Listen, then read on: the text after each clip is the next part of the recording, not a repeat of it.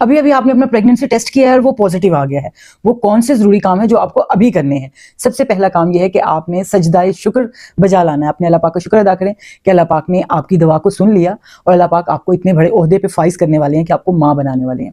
उसके बाद जो बहुत जरूरी काम है करने वाले, उनमें दूसरा काम यह है कि 2 वीक्स के अंदर अंदर आप अपनी अल्ट्रासाउंड करवाएं ताकि पता चल सके जो फीटल पोल बना है कि नहीं, और जो प्रेगनेंसी है वो यूट्रस के अंदर है, कहीं यूट्रस से बाहर एटॉपिक प्रेगनेंसी तो नहीं है।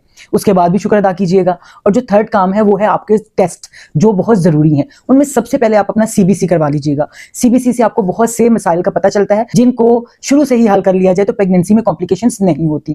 उसके बाद आप अपना वायरल मार्कर यानी हेपेटाइटिस बी और हेपेटाइटिस सी जरूर चेक करवाएं। अपना कंप्लीट यूरिन जरूर चेक करवाएं, क्योंकि प्रेगनेंसी के स्टार्ट में अगर यूरिन इन्फेक्शन हो तो आपको मिसकैरेजेस के खतरे हो सकते हैं।